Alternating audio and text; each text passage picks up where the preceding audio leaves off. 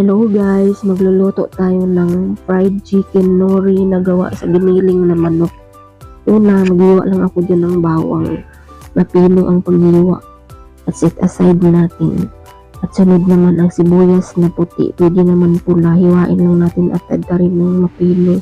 Ganun din ang sa carrot. Hiwain din ng mapino. At isunod naman natin ang sibuyas dahon. Pampabango yan sa ating giniling na manok. At dito na tayo maglagay na ng bawang, sibuyas, at ang sibuyas dahon, at saka karot.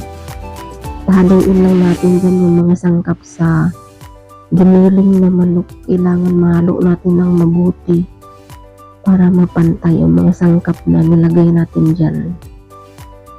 Ganyan lang kadali guys, madali lang tulutuin. Maglagay na tayo ng garlic powder, asin, at paprika. Maglagay din ako ng paminta.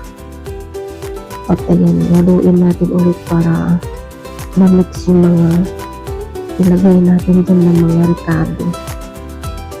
At maglagay pa ako dyan ng itlog mamaya. Ihalo muna natin yung mga ricado niya. Ayan, maglagay ako ng oyster sauce para mas malinamnam at manamis-namis. At isang itlog. Ayan, haluin natin ulit para mahalo ang oyster sauce at saka itlog sa ating mga nilagay dyan na pampalasa. Maglagay din ako ng kaunting asukal para pampabalance ng lasa. Ayan, mix lang natin ng mabuti para mapantay ang mga sangkap na nilagay natin at pampalasa. Kasunod naman ay meron tayo ditong nori na seaweed ang tawagin. At maglagay pala ako dyan ng cornstarch para yan ang gagawin natin na pandikit mamaya pag nag-roll tayo. Pwede naman harina ang ilagay, ang gamitin dyan para pampapahid dyan sa gilid mamaya para hindi siya matanggal. Ayan, magbalot na tayo. Maglagay lang ako dyan ng 2 kutsara na giniling mixture. Ganyan lang, hindi masyadong malaki para hindi siya napunit. Nirororo lang natin hanggang sa mag-form siya na parang sushi o parang lumpia. Ayan, i-brush ko lang ng cornstarch mixture. At saka ito na, maglagay tayo dito ng dito natin i-dip pala yung ating binalot na giniling sa cornstarch mixture. At ginupit-gupit ko lang para maging ganyan yung itsura parang sushi. At mag-starch na tayo mag-fry.